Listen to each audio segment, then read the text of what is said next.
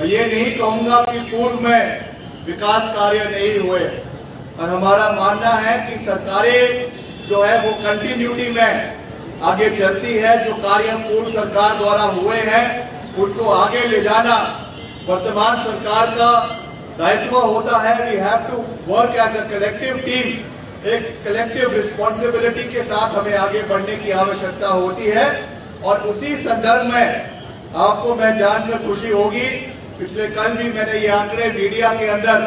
जो है वो जब जाहिर किए थे कि हिमाचल प्रदेश में जो हमारी सबसे बड़ी योजना सड़कों को बनाने के लिए जो निर्माण कार्य प्रधानमंत्री ग्राम सड़क योजना के माध्यम से प्रदेश के अंदर करवाया जाता है, इसमें इस वित्तीय वर्ष में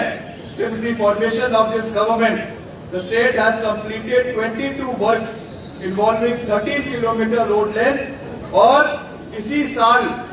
43 नई सड़कें प्रधानमंत्री ग्राम सड़क योजना के तीसरे चरण में, जिसकी 400 करोड़ रुपए की लागत से 418 किलोमीटर सड़कें जो है वो इन 3 महीनों के कार्यकाल में प्रदेश के अलग अलग इलाकों में अवार्ड करी जा चुकी है। इसका कार्य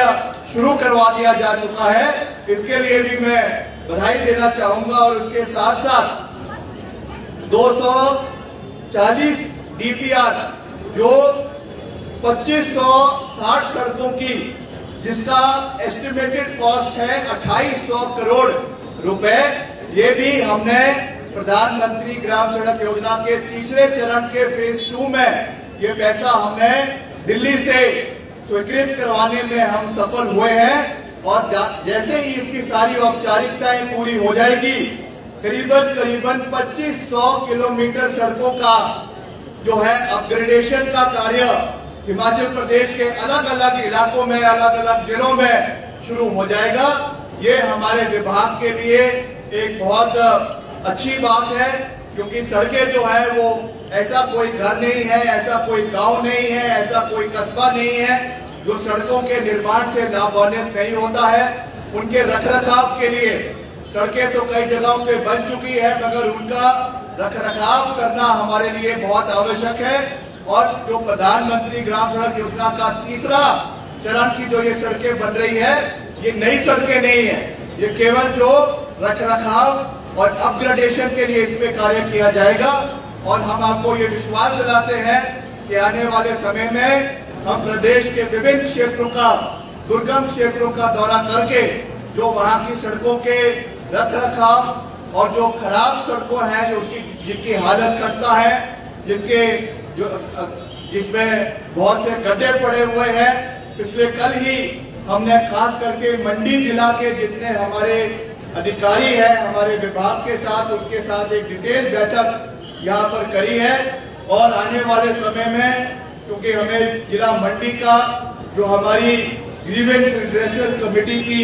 बैठक भी होनी है, उसका भी मैं मुख्यमंत्री जी का धन्यवाद करना चाहूंगा कि उन्होंने मुझे मंडी जिला का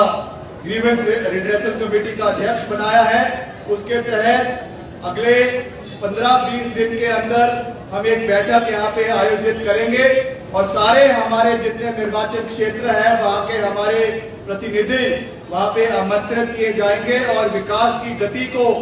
और तेजी से आगे ले जाने के लिए हम पूरी मजबूती से उसमें कार्य करेंगे। जहाँ पे बजटरी प्रोविजन करवाने की आवश्यकता है, बजट की भी पूरा उसमें सहयोग दिया जाएगा केंद्र सरकार से, जहाँ पर सहयोग लाने की आवश्यकता है, क्योंकि ये कोई राजनीतिक मंच नहीं है। मगर मैं ये बात साफ कहना चाहता हूँ कि हम सबको साथ लेकर आगे चलने में विश्वास रखते हैं। यहाँ से जो हमारे वरिष्ठ नेता है, नेता प्रतिपक्ष है, पूर्व मुख्यमंत्री आदरणीय जयराम ठाकुर जी, मैं उनसे भी ये निवेदन करना चाहूंगा, वो मंडी जिला से संबंध रखते हैं। हमें बहुत से विकास कार्यों के लिए केंद्र सरकार की आवश्यकता है, केंद्र सरकार के सहयोग की आवश्यकता है। मैं उनसे निवेदन करना चाहूंगा कि जब भी हम दिल्ली जाएं, आप मुख्यमंत्री जी के साथ हमारे साथ दिल्ली चले और वहां से पैसा लेकर आए, ताकि हम यहाँ की सड़कों का निर्माण और मजबूती से आने वाले समय में मंडी जिला का खास करके करवा सके। जो आपका नारा है सबका साथ, सबका विश्वास, सबका विकास, उसको हम धरातल पे उतार कर दिखाएंगे और मिलकर जो है वो हिमाचल प्रदेश के साथ साथ मंडी जिला का सामूहिक और संतुलित विकास करने में हम अपना पूरा योगदान आने वाले समय में देंगे। इसका मैं पूरा विश्वास दिलाना चाहता हूं। और साथ ही साथ मैं ये भी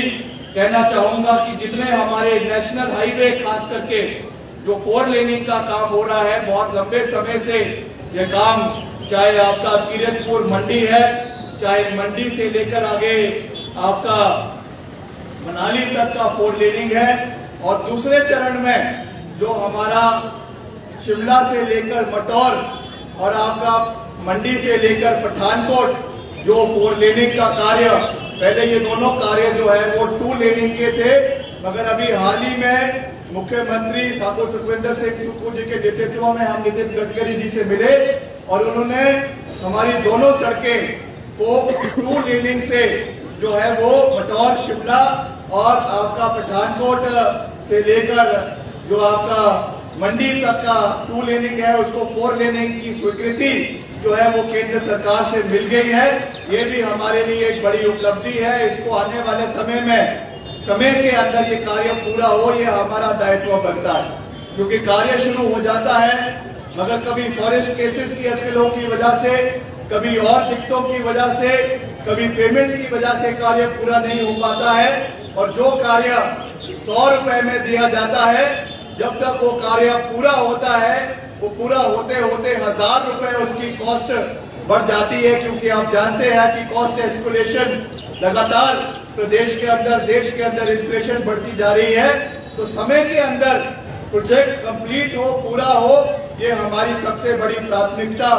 आने वाले समय में जो है वो रहेगी। इस पे भी हम जो है वो कार्य कर रहे हैं। और साथ ही साथ अंत में मैं युवाओं से ये निवेदन करना चाहूंगा, क्योंकि नशे की बहुत बड़ी समस्या आज प्रदेश के अंदर युवाओं को जो खोखला करती जा रही है, हमारे परिवारों को खोखला करती जा रही है। हमने ये निर्णय लिया है कि जो हमारा डिपार्टमेंट है यूथ सर्विसेज एंड स्पोर्ट्स, इसके माध्यम से हम आने वाले समय में हिमाचल प्रदेश के अंदर सितंबर के महीने में, अगस्त सितंबर के महीने में रूरल ओलंपियाड प्रदेश के अंदर करने जा रहे हैं, जिसमें लगभग 40,000 युवा सीधे तौर पर ग्रामीण क्षेत्रों में अलग अलग ब्लॉक स्तर से लेकर, जिला स्तर से लेकर प्रदेश स्तर तक क्रिकेट को छोड़कर बाकी सारे ग्रामीण जितने भी हमारे गेम्स हैं, कबड्डी से लेकर, बॉक्सिंग से लेकर, वॉलीबॉल से लेकर, एथलेटिक्स से लेकर, हर गेम्स का संचालित तरीके से हर जिले में इसका आयोजन करवाया जाएगा। और ये 2 महीने का कार्यक्रम प्रदेश के अंदर रूरल ओलंपियाड पहली बार हिमाचल प्रदेश के अंदर करवाने का हमने प्रस्ताव रखा है, जिसको आने वाले समय में और विकसित अलग अलग इलाकों में करने का हमारा निर्णय हमने लिया है, ताकि युवाओं को नशे से दूर रखा जाए, युवाओं को रोजगार में जो हमारा 3% कोटा अभी स्पोर्ट्स डिपार्टमेंट का रोजगार के लिए है, जब हमारे ज्यादा युवा इसमें आगे बढ़ेंगे, ज्यादा नेशनल चैंपियनशिप्स में, इंटरनेशनल चैंपियनशिप्स में आगे आएंगे, हम 3% के कोटा को बढ़ाकर रोजगार का उसको भी 5% आने वाले समय में करेंगे, ताकि स्पोर्ट्स कोटा से ज्यादा रोजगार हमारे युवाओं को आने वाले समय में मिल सके। इसके साथ ही एक नई scheme sports ministers sports relief fund के नाम से हमने एक कोष प्रदेश के अंदर तैयार करने का फैसला लिया है, क्योंकि बहुत से हमारे ऐसे खिलाड़ी हैं जो अंतर्राष्ट्रीय स्तर पे या राष्ट्रीय स्तर पे खेलना चाहते हैं, मगर उनके पास वित्तीय प्रबंधनों की कमी की वजह से वो कम्पीट नहीं कर पाते हैं। इसलिए खास रूप से हमने डिपार्टमेंट के अंदर sports minister sports relief fund का शुरुआत किया है। इसके लिए बजट का प्रावधान हमने किया है, ताकि जितने भी हमारे युवा जो राष्ट्रीय स्तर पे, अंतर्राष्ट्रीय स्तर पे कम्पीट करना चाहते हैं, उनको वित्तीय सहयोग हम अपने डिपार्टमेंट की ओर से दे सके और इसको एक खुला जो है वो कंट्रीब्यूशन लेवल पर भी रखा जाएगा। बहुत से CSR के माध्यम से बहुत कॉर्पोरेट जगत अगर उसमें अपना सहयोग देना चाहते हैं तो उनसे भी इसमें सहयोग लाकर एक कॉर्पस का क्रिएशन किया जाएगा ताकि युवाओं को इसका पूरा फायदा आने वाले समय में जो है वो मिल सके। और साथ ही साथ एक और नई स्कीम, एक खेल प्रोजेक्ट अपनों के नाम। हम देखते हैं कि बहुत से ग्रामीण क्षेत्रों में बहुत सी हमारे पास डिमांड्स आती है कि हमको यहाँ पर भी ग्राउंड चाहिए, वहां पर भी ग्राउंड चाहिए। कहीं पर स्कूलों के अंदर ग्राउंड बन रहा है, कहीं पे पंचायतों की जमीनों के ऊपर ग्राउंड बन रहा है, उसमें भी डिपार्टमेंट की फाइनेंस की कमी की वजह से हर जगह पे हम सहयोग नहीं कर पाते हैं। इसीलिए ग्रामीण क्षेत्रों में खास करके जो दूर दराज के इलाके हैं, पहाड़ी क्षेत्र है, वहां पर खेलों के मैदान को बढ़ावा देने के लिए खास रूप से हमने ये स्कीम हम लेकर आए हैं जिसका नाम है एक खेल प्रोजेक्ट अपनों के नाम, जिसमें सरकार के साथ साथ किसी भी वहां की जो लीडिंग पर्सनैलिटी है, टावरिंग पर्सनैलिटी है, कोई वहां के कोई कॉर्पोरेट क्षेत्र के लोग हैं, कोई एक्स सर्विसमैन है जो अपने नाम पर उस ग्राउंड को लेना चाहते हैं, हम उनके साथ एक मेमोरेंडम ऑफ अंडरस्टैंडिंग जो है वो उनके साथ टाई अप कर ये जमीन उनके नाम पर नहीं की जाएगी, मगर वो उनके नाम से ये स्कूल में ग्राउंड या किसी और जगह पे खोला जाएगा ताकि उनकी भी कंट्रीब्यूशन इसमें हो, चाहे हमारी CSR के माध्यम से इसमें कंट्रीब्यूशन हो और हर जगह पे ग्रामीण स्तर पे हमारे ये ग्राउंड्स बन सके। इसके लिए भी हम जो है वो पूरा प्रयास कर रहे हैं। और शुरुआती तौर पर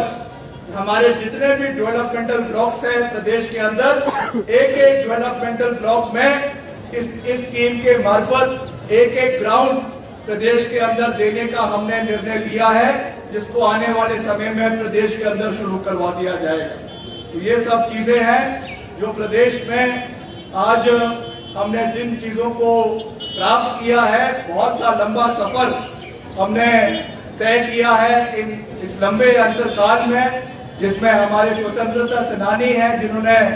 हमारे देश की आजादी के लिए, जैसा मैंने कहा, जो परजौता आंदोलन हुआ, दामी गोलीकांड हुआ और बहुत से ऐसे इलाके के जो सुकेत में जो हमारा यहाँ पे आंदोलन हुआ, बहुत से ऐसे सेनानी हैं जिनकी वजह से आज हम एक आजाद देश में और हिमाचल प्रदेश जैसे विकसित राज्य में आज जो है वो आगे बढ़ रहे हैं। तो मैं ज्यादा कुछ ना कहते हुए आपको ये विश्वास दिलाना चाहता हूँ, खास करके मंडी जिला जहाँ के साथ हमारा एक बहुत पुराना रिश्ता इस क्षेत्र के साथ है। मेरे पिताजी आदरणीय स्वर्गीय राजा वीरभद्र सिंह जी, उन्होंने बहुत लंबा अंतकाल मंडी संसदीय क्षेत्र के सांसद के रूप में बिताया है और आज इस इलाके का नेतृत्व श्रीमती प्रतिभा सिंह जी यहाँ के सांसद के रूप में कर रही हैं और ये हमारा नैतिक दायित्व बनता है, हमारी जिम्मेवारी बनती है कि यहाँ के विकास के कार्यों में हम अपनी पूरी गति के साथ आने वाले समय में विकास के कार्य करें। इसीलिए जैसा मैंने अभी